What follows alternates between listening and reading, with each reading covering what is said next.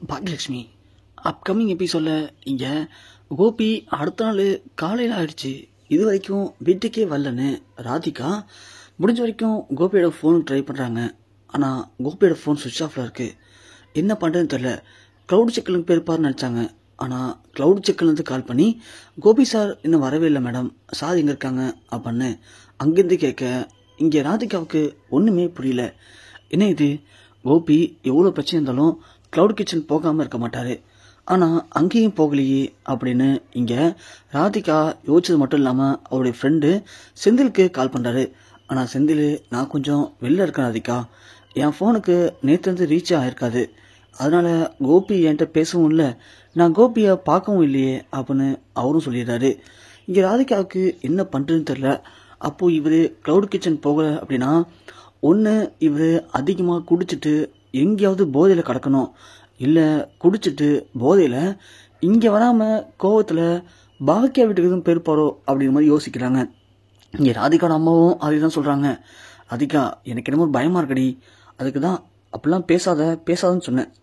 கேட்டியா, நீ பாட்டுக்கு உன் இஷ்டத்துக்கு பேசின பாரு, மாப்பிள்ளை இப்போ அங்கே போயிட்டார் போல, வா நாம் போய் அவளோட வீட்டில் பார்த்துருவோம் அப்படின்னு இங்கே ராதிகாவோட அம்மா கூப்பிட்றாங்க. ஆனால் ராதிகாவும் அவங்க அம்மாவும் போய் பார்க்கும்போது இங்கே வீட்டில் யாருமே இல்லை, வீடே பூட்டி கிடக்கு.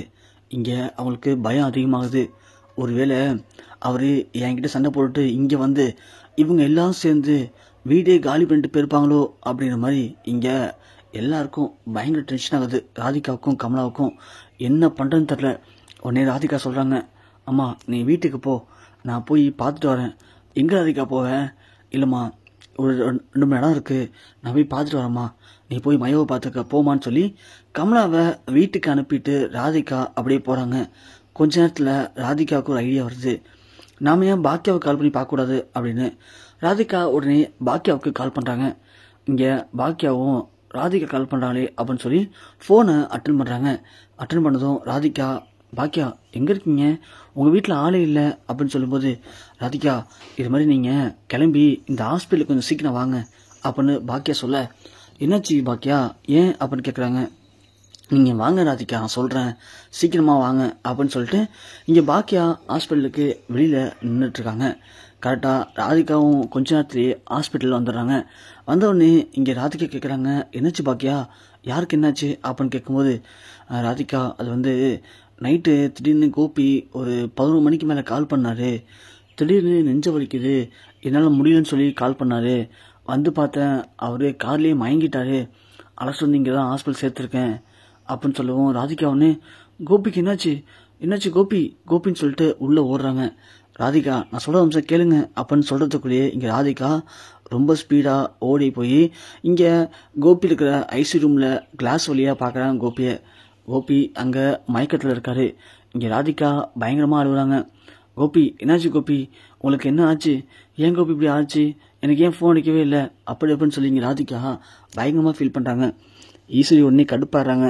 ஏய் இங்கே பாரு, நீ எதுக்கு இப்போ இங்கே வந்த, என் பிள்ளைய ஒன்றும் இல்லாமல் ஆக்கிட்டீங்க, என் பிள்ளை ராஜா மாதிரி இருந்தான் என் வீட்டில், அவனை அழைச்சிட்டு போயிட்டு அவனை தினம் டார்ச்சர் பண்ணி அவனை இவ்வளோ பெரிய மோசமான நிலைமைக்கு கொண்டு வந்து விட்டுருக்கியடி, நீலாம் ஒரு பொண்ணா, என் வீட்டில் இருந்த வரைக்கும் என் பையன் எப்படி இருந்தான், ராஜா மாதிரி பார்த்துக்கிட்டேன், அவனை இப்படி ஆகிட்டீங்களடி, சத்தியமாக நீங்களாம் நல்லா இருக்க மாட்டேன், நீ எதுக்கு இப்போ இங்கே வந்த, உன்னை யார் இங்கே வர சொன்னா, முதல்ல வெளில போடிங்கேருந்து அப்படின்னு இங்கே ராதிகாவை பார்த்து ஈஸ்வரி சொல்ல ராதிகா அழுதுட்டுருக்காங்க. பாக்கியா சொல்கிறாங்க, அத்தை என்ன பண்ணுறீங்க, அவங்கள யார் வர சொன்னானா, நான் தான் வர சொன்னேன், அவங்க தானே தங்கி வரணும், கோபியோட மனைவி அவங்க தான், நாம் இல்லை, உங்களுக்கு வேணால் அவங்க பிள்ளையாக இருக்கலாம், அவங்களுக்கு மனைவி, அவங்க இங்கே இருக்கிறது தான் கரெக்டாக இருக்கும் அப்படின்னு சொல்ல, இங்கே ஒரு பக்கம் செடியன் இனியா எல்லாருமே சொல்கிறாங்க, இல்லை அப்பா இனிமே அங்கே போக மாட்டார், இனிமேல் டேடி நம்ம கூட தான் இருக்க போகிறாரு, நீங்கள் கிளம்புங்க போல இங்கேருந்து அப்படின்னு சொல்ல, ராதிகா உடனே, இனியா என்ன பேசுகிற இனியா, எனக்கும் கோபிக்கும் நேற்று சின்ன மனஸ்தாபம், அதனால் அவர் ஃபோன் பண்ணார் எனக்கு, ஆனால் நான் எடுக்காமல் விட்டுட்டேன், அதனால் அவருக்கும் எனக்கு ஒன்றும் இல்லைன்னு ஆகிடாது இனியா அப்படின்னு ராதிகா சொல்ல, இங்கே உடனே ஈஸி சொல்கிறாங்க, ஓ அதான் நான் பார்த்தேன், நேற்று அப்போது நீ அவனை சண்டை போடுறத வீட்டு வெளியே அமிச்சியா, அதான் என் பிள்ளைக்கு நெஞ்சு விழுந்துருச்சா, அதான் என் பிள்ளை இனிமேல் நமக்கு யாரும் நம்மளை காப்பாற்ற மாட்டாங்க, நாம் எங்கே போனால் சரியாக முடியுமோ அப்படின்னு பார்த்தாண்டி அவன் எங்ககிட்ட வந்துட்டான், இனிமேல் அவன் எங்ககிட்ட வந்துட்டான், நாங்கள் தான் அவன் உயிரை காப்பாற்றிருக்கோம். இது புது கோபி. இனிமேல் இந்த கோபி எங்களுக்கு தான். அதனால் இனிமேலும் கோபி உன் பின்னாடி வருவான்னு நீ கனவுல கூட நினைக்காத. கோபி கண் முடிச்சதும் நடந்த எல்லாத்தையும் எடுத்து சொல்லி கோபி இனிமேல் நாங்கள் எங்கள் வீடு தான் அழைச்சிட்டு போக போகிறோம். நாங்கள் தான் பார்த்துக்க போகிறோம். இனிமேல் உனக்கும் கோபிக்கும் எந்த சம்மந்தமும் கிடையாது. கோபியோட வாழ்க்கையில் நீ வந்ததுலேருந்து தான் இவ்வளோ பிரச்சனையுமே காரணம். வெளியே பொடி மலை அப்படின்னு இங்கே ஈஸ்வரி சொல்ல பாக்கியவனே, அத்தை என்ன பேசுகிறீங்க? தேவையில்லாத பிரச்சனையை உண்டு பண்ணாதீங்க அத்தை. கோபிக்கு அவங்க தான் மனைவி. அவங்க இங்கே இருக்கிறது தான் கரெக்டாக இருக்கும். கோபிக்கு சரியாயிடுச்சுன்னா அவங்க வீட்டுக்கு அழைச்சிட்டு பார்க்க போகிறாங்க. நீங்கள் ஏதாவது தேவையில்லாமல் பேசிட்டு இருக்காங்க அத்தை.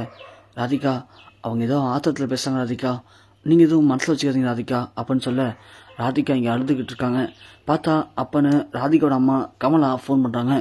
உடனே இங்கே ராதிகா ஃபோன் எடுத்து அழுதுகிட்டு, இது மாதிரி கோபிக்கு உடம்பு சரியாமல் போயிருக்கம்மா, ஹாஸ்பிட்டலில் இருக்காங்க, நீங்கள் வாமா அப்படின்னு சொல்லவும் கமலாவும் கொஞ்ச நேரத்தில் வந்துடுறாங்க. வந்தவுடனே தான் இங்கே என்னாச்சு ராதிகா, மாப்பிள்ளைக்கு என்னாச்சு? பாக்கியா, என் மாப்பிள்ளை என்னடி பண்ண அப்படின்னு கேட்க, இங்கே ஒன்றே பாக்கியா, உங்கள் மாப்பிள்ளை நான் என்னங்க பண்ண போகிறேன்? உங்கள் மாப்பிள்ளை உங்கள் வீட்டில் தான் இருந்தார், அப்புறம் எப்படி நான் என்ன பண்ண முடியும் அவரை அப்படின்னு கேட்க, இங்கே ஈஸ்வரி கேட்குறாங்க, என்னடி என்ன ஒன்றும் தெரியாத மாதிரி ஆயி மூலம் வந்து இங்கே நாடகம் ஆடுறீங்களா? என் பிள்ளை ராஜா மாதிரி இருந்தவனை கூட்டிகிட்டு போய் அவனுக்கு அது இதையும் சொல்லி கொடுத்து அவனை இன்னைக்கு பேச்சு மூச்சு இல்லாமல் படுக்க வச்சுட்டீங்க. அதுவும் சும்மா இல்லடி, ஆப்ரேஷன் பண்ணுற அளவுக்கு போயிடுச்சுடி அப்படின்னு சொல்லவும் இங்கே ஒன்று ராதிகா கேட்குறாங்க, பாக்கியா என்னாச்சு? ஆமாம் ராதிகா, அவருக்கு இதயத்தில் ஃபுல்லாக அடைப்பு இருக்குன்னு சொல்லிட்டாங்க. அவர் ரொம்பவுமே உயிருக்கு போராடிட்டு இருந்தார். வேறு வழி இல்லை, அவருக்கு ஓப்பன் ஹார்ட் சர்ஜரி பண்ணணும்னு சொல்லிட்டாங்க. அதான் உயிரை காப்பாற்றுறதுக்கு வேறு வழியும் தெரியல எங்களுக்கு. நானும் உங்களுக்கு ஃபோன் ட்ரை பண்ணிட்டே இருந்தேன், நீங்கள் தான் ஃபோன் எடுக்கலை. அதான் சரின்னு சொல்லி நாங்களே சைன் பண்ணி சர்ஜரி பண்ணிட்டோம். இப்போ ஒன்றும் பிரச்சனை இல்லை, இன்னும் கொஞ்சம் நேரத்தில் கண் முடிச்சிருவார் அவர் அப்படின்னு சொல்லவும் கமலா ஒன்று, பாக்கியா என்னடி என்ன திமுறா உங்களுக்குலாம்? வாராதிகா, இப்பயே போய் நாம் ஒரு போலீஸ் கம்ப்ளைண்ட் கொடுப்போம். எங்கள் வீட்டு மாப்பிள்ளைய உங்கள் இஷ்டத்துக்கு அழைச்சிட்டு வந்து நீங்களே சைன் பண்ணி நீங்களே சர்ஜரிலாம் பண்ணியிருக்கீங்க. ஃபஸ்ட்டு நீங்கள் யார் மூலம் அவருக்கு? அப்படி இருக்கும்போது நீங்கள் எப்படி சைன் பண்ணி இதெல்லாம் பண்ணலாம்?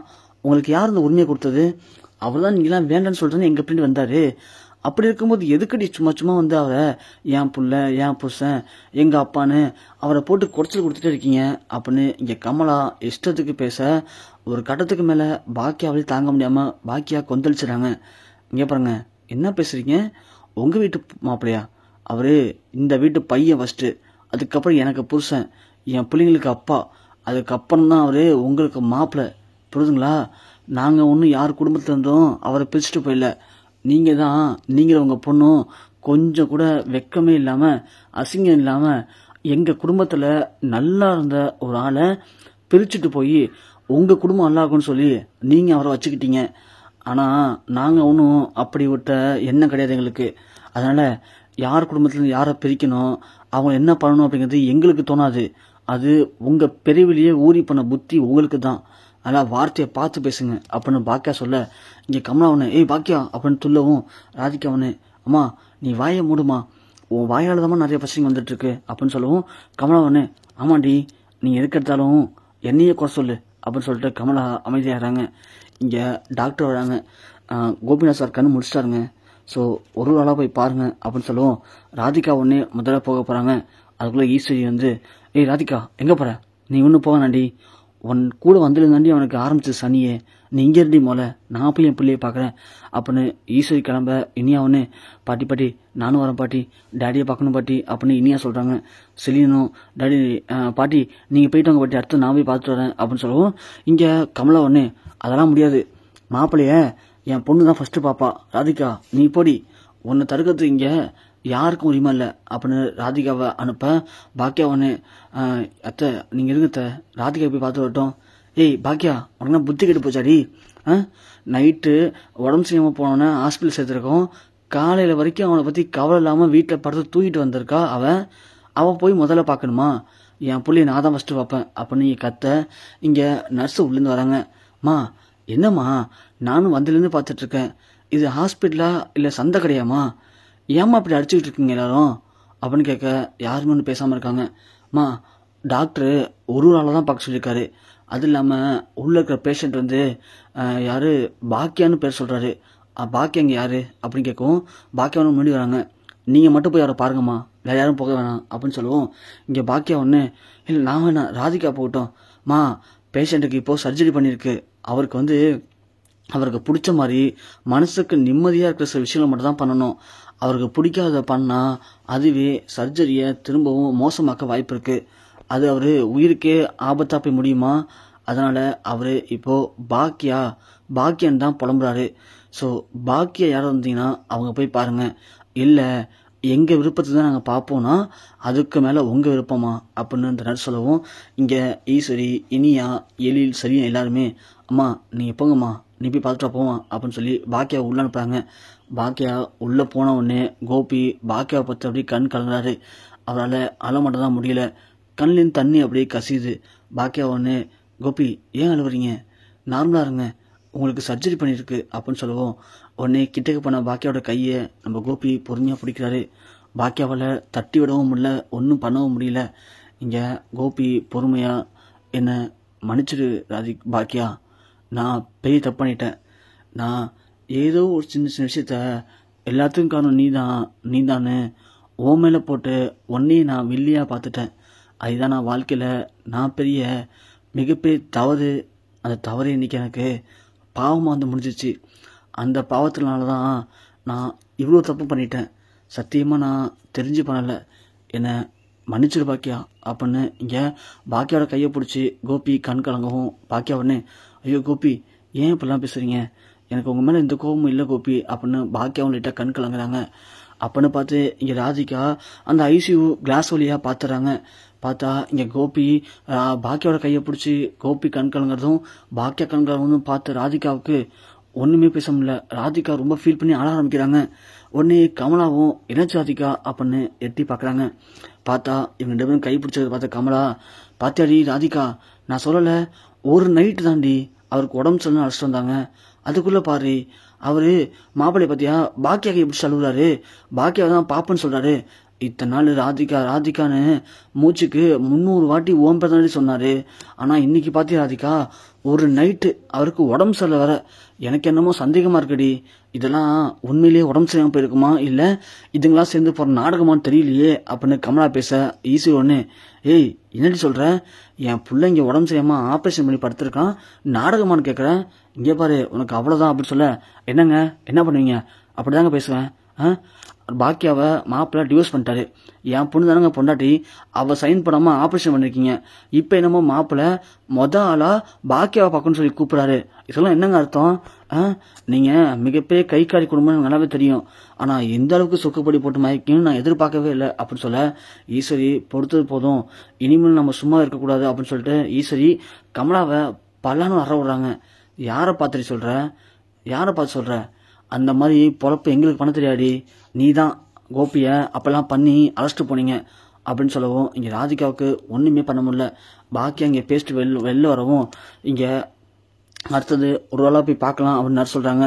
இங்கே பாக்கியா சொல்கிறாங்க, ராதிகா நீங்கள் போங்க அப்படின்னு சொல்லவும், ராதிகா ஒன்று, என்ன பாக்கியா என்னை பார்த்தா எப்படி தெரியுது, நானும் ரொம்ப அமைதியாக தான் பாக்கியா போயிட்டுருக்கேன், உள்ளே பார்த்தேன், அவர் இது வரைக்கும் என்னை பார்க்கணுன்னு சொல்லி கூப்பிடவே இல்லை, அவருக்கு என் மேலே எந்த ஒரு பாசமும் அன்பும் இல்லை, அவர் மனசில் நீங்கள் எல்லாம் ரொம்ப ஆழமாக பதிய வச்சுட்டீங்க, ராதிகா கூட வந்ததுக்கு அப்புறம் தான் நீ கஷ்டப்படுற அப்படின்னு. அவரும் அதை இப்போ நல்லா புரிஞ்சுக்கிட்டாரு. அவருக்கு என் கூட இருக்கிறது கஷ்டம்னு நினைக்கிறாரு போல பாக்கியா, அதனால தான் அவர் இப்படி ஒரு முடிவு எடுத்திருக்காரு போல, அதனால தான் என்னை கூப்பிடாம உங்களை கூப்பிட்டு பேசினாரு அப்படின்னு சொல்லுவோம்.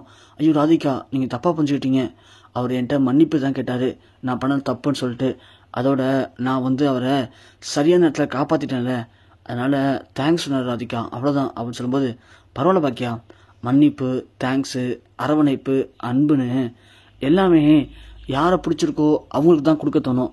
அவருக்கு என்ன பிடிக்கிறது நல்லா தெரிஞ்சு போச்சு.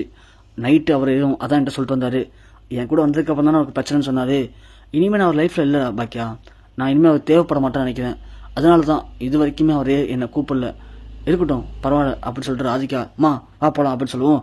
ஏய் ராதிகா இங்கே பாரு, இவ்வளோ தான் சொல்லி மயக்கிருப்பாங்கல்டி மாப்பிள்ளைய, நீ வாடி நம்ம உள்ளே போய் பார்க்கலாம் அப்படின்னு சொல்ல, இல்லைம்மா திஸ் ஓவர், எல்லாம் முடிஞ்சிச்சு, இனிமேலும் இவர் பின்னாடி என்னால் ஓட முடியாது, நம்ம பின்னாடி அவர் ஓடி வந்த காலம் போய் இவர் பின்னாடி நம்ம ஓடணும்னா நம்மளை ரொம்ப மதிக்க மாட்டாருமா, இவர் தேவையில்லைம்மா நமக்கு, இவர் வந்து தான் இத்தனை நாள் நம்ம இருந்தோமா, இவர் வந்ததுலேருந்து நமக்கு எந்த ஒரு நிம்மதியும் சந்தோஷமும் இல்லை. அவர் என்ன சொல்கிறது, நான் சொல்கிறேன், எனக்கு அவர் தேவையில்லை. அவர் இல்லாத வாழ்க்கை தான் எனக்கு சந்தோஷமாக இருக்கும். நீ வரியா இல்லையா இப்போ அப்படின்னு சொல்லி ராதிகா கமலை அழைச்சிட்டு போகிறாங்க.